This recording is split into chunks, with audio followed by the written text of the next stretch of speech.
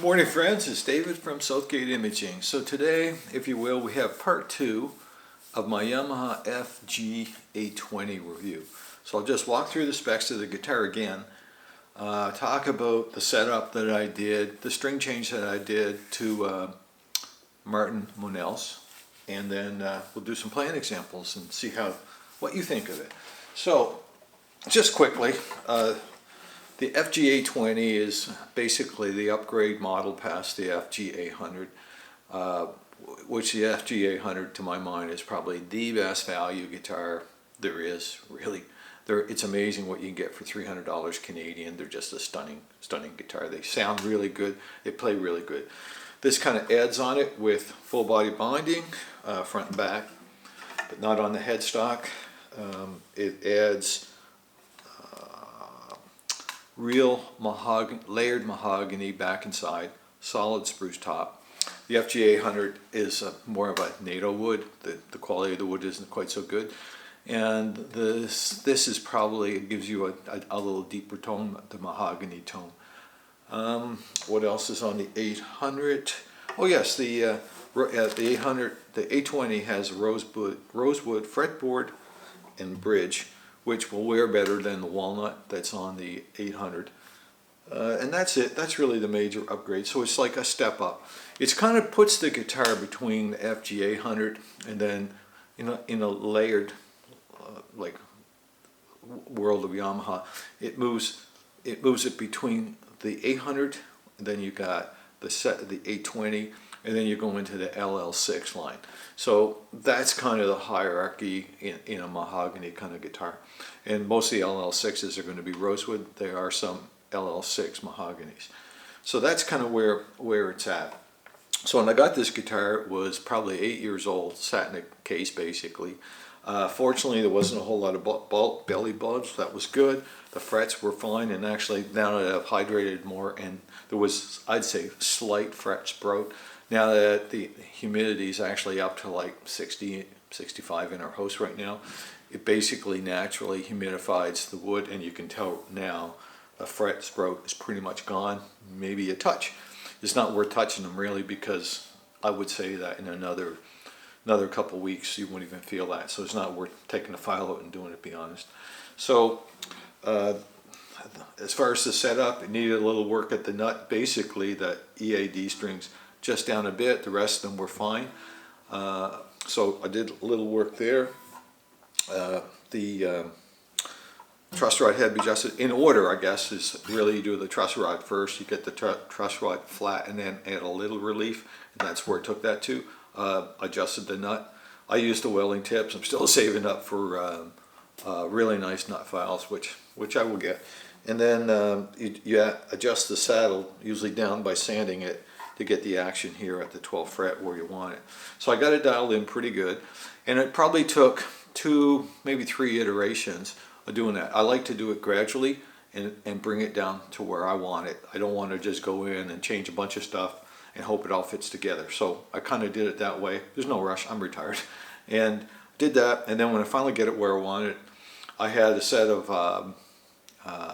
Martin Monels light gauge strings, and I put those on. So they're nickel strings, and they react differently on different guitars. So I've tested them out on a LL6 rosewood guitar, and they were just so-so.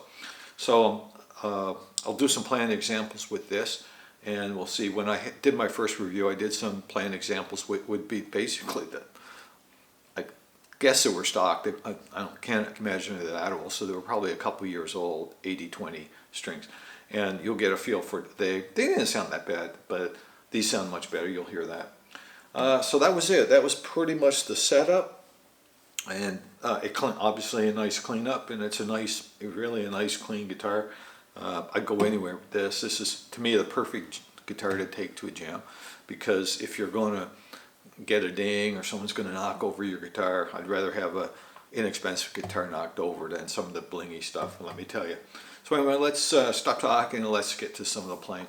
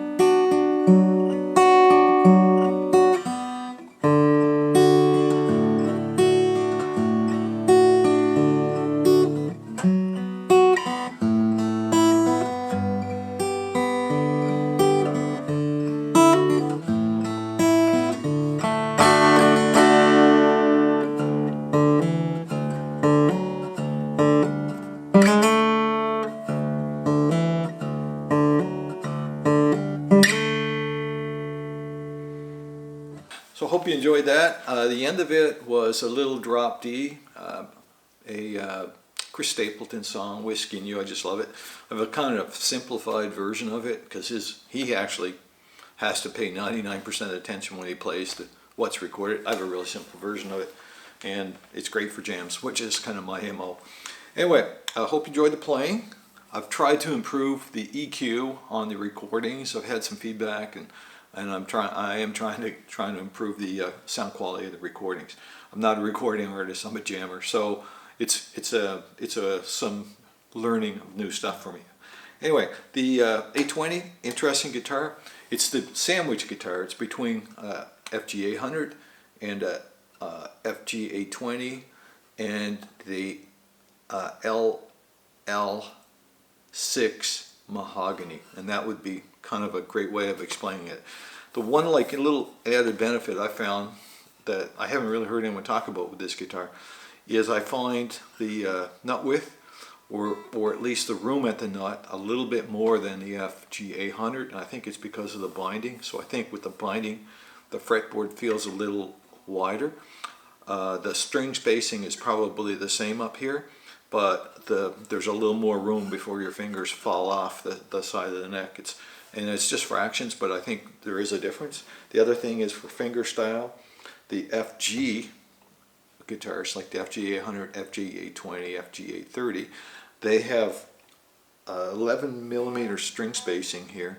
The FS models only have 10, so usually the finger style you would think you'd be better off on FS. But in the case of the Yamahas, there's more room on the FG 820, FG 800 right here. So something to keep in mind. And the other thing to keep in mind, I guess, is there's also a model called the FG 800J, which is a shorter scale, which is a little more comfortable to play in that sense, but it's the narrow string spacing. So it's just kind of a strange model. It gives you something, it takes something away. Really, the FG 800 is the best value. If you want to move up and just get a little bling, the FG 820 is a good way to go. And one thing I'd like to add is about the review is these are now been changed to Martin Monels retro strings, light gauge, and it's a nickel string. And it's interesting because when I played these on my Yamaha LL6 Rosewood, I wasn't a big fan. They were just okay. They didn't blow me away. I think I would have been better with phosphorus bronze. On the mahogany kind of back inside it, even though it's laminate, I find they give actually a really nice thump. So when I was playing like Whiskey and You or something, when I was capable at the Fit Fret playing Goodbye, I found it got a nice kind of mahogany thump. With these, you don't really get with the phosphorus bronze. The phosphorus bronze, you're going to get just a brighter sound. So this is like kind of more the mahogany. So like you say, if you're like the Chris Stapleton kind of vibe, if you're into that kind of music, I think the Monels on this are not a bad choice. I have one more set of Monels left, and they're probably going to go on my FS5 and see how they go. Now the other added benefit of the Monels is they have a longer string life. So they stay bright. Bright's a bad word, but they take a few days to break in. These are really just getting broke in. They kind of get broke in, and then they stay like they're like for a long time because they're not relying on the brightness. Their sound is like in a certain way, and it'll just stay there. So you can get 3 to 6 months probably out of a set of Monels, even though they're not a coated string. So although the Monels may be a little more expensive initially, they're probably a good buy if you don't want to be changing strings every month, and particularly on mahogany guitars. So I just keep that in mind. I hope you enjoyed the review, and if you have any questions, please let me know in the comments. I love talking Yamaha guitars. Remember to like and subscribe, and we hope to have more content coming soon. Thank you. Have a good day.